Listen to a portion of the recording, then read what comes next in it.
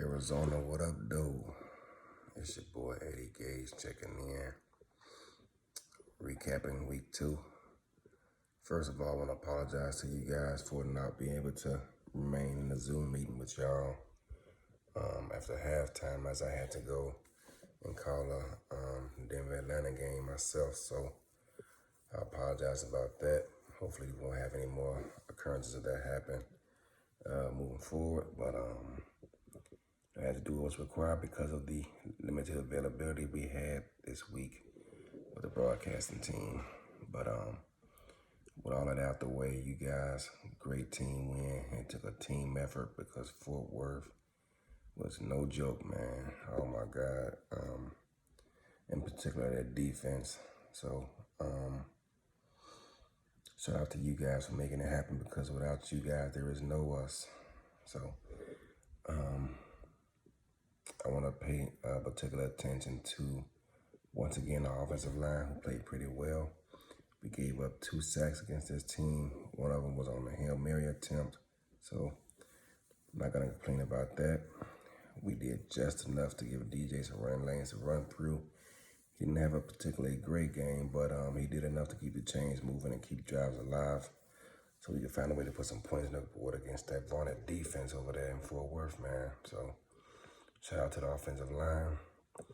Shout out to Ashley Jackson for making the right reads, for the most part at least. She was pretty good throughout the day. I think she finished around 75% passing. She did throw a pick late, unnecessarily, of course. Also, game pretty much out of hand. Ashley throwing the ball deep, got picked off by Ayden Davis. I told Ashley in practice all week, do not pick on Ayden Davis. You don't have to. She didn't listen to me, and she threw a pick late to Ayden Davis to pad his career stats. That man is a ball player. But, it's a learning experience. We're going to learn from it and move on. Speaking of Ayden Davis, shout out to him, man. That dude, once again, 2 seasons in a row, locked down James' hands. James, I think, finished with 5 catches for 35 yards. It's crazy, man, because last week, Decent Powell was torching Ayden Davis, man. He had a lot of good plays, particularly downfield. And when I was trying to do that in practice myself, it was not working out, so I had to go back best for what's working for us. And just keeping everything conservative. So I know my receiver's not happy with today, but the most important stat, I don't care, is the W. That's all I'm concerned about. Nothing else matters. But trust me when I say it's not by design to keep you guys out of the offense like that. It's just that this week, man, I just couldn't do it because Ayden Davis was looking good out there in practice all week. I tried to stay away from him, and still ended up throwing the interception to him late.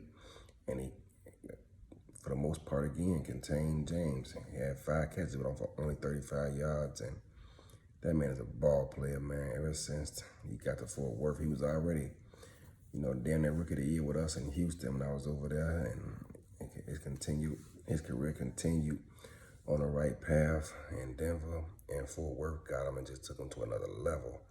That brother's a ball player. They did a great job with him. And, yeah, man, shout out to Ayden, man. He over there doing his thing. Pro Bowl snub. I thought he should have got in last season. But people tend to just look at interceptions and not what they're doing throughout the course of the game. And Ayden Davis is a ball player, man. That dude had James on lock. And, again, shout out to Ayden Davis. But thank God. Donnie Hands was able to extend drives for us, caught a couple of big catches deep, and made some plays for us to help us get the win.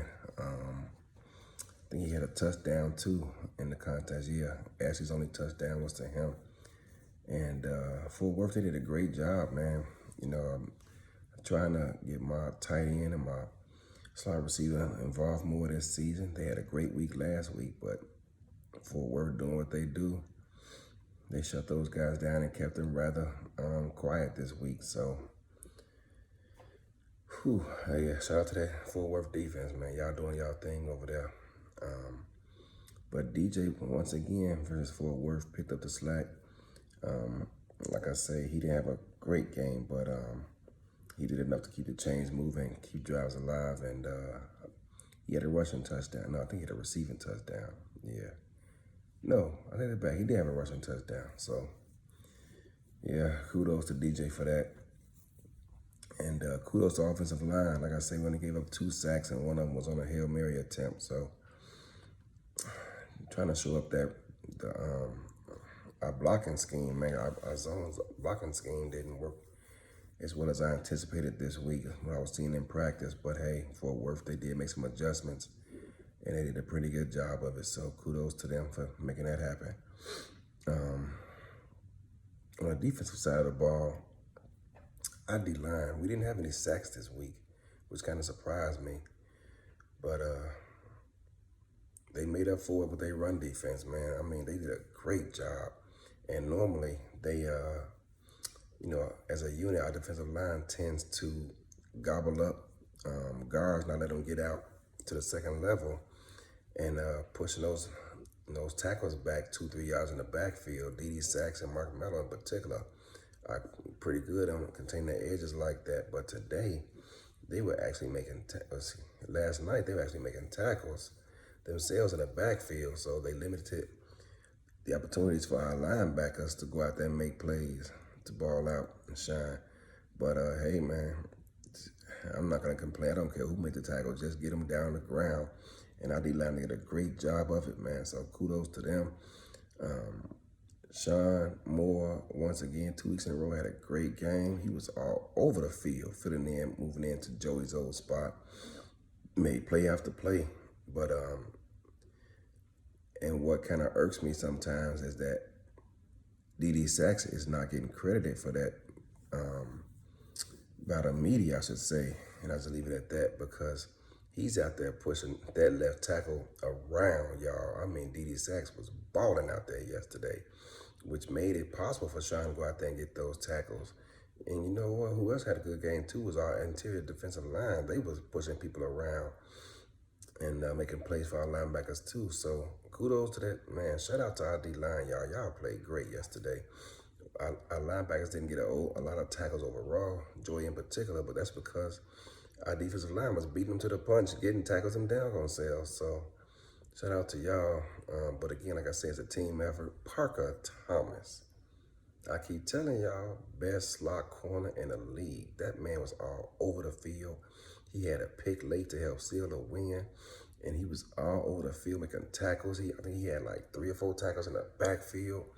Parker Thomas, I'm telling y'all, that brother came to play yesterday. Good job, Parker, man. I'm proud of you, bro. Our entire secondary, we played pretty well.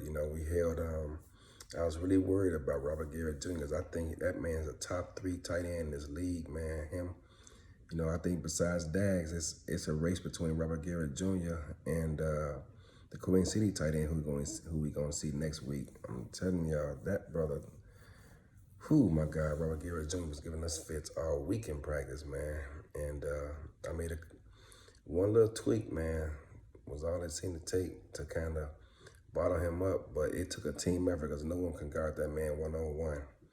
And we did a pretty good job of routing to the football today. So shout out to everybody in the back end for making that happen.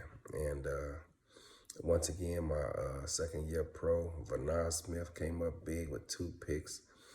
And, overall, man, our whole back end as a whole just did a pretty good job. Not so much stat-wise, but we was just, as a team, man, I can't remember us playing that well as a team with it not showing up on the stat sheet. But trust me when I say I see it and I appreciate it, y'all. Man, I'm telling y'all, as long as y'all progress, there was nothing I will ever complain about because the rest is on me. And you guys did an outstanding job of playing team football. I think we had like 10 tackles for loss. And, man, we was just all over the place, man. So I appreciate that.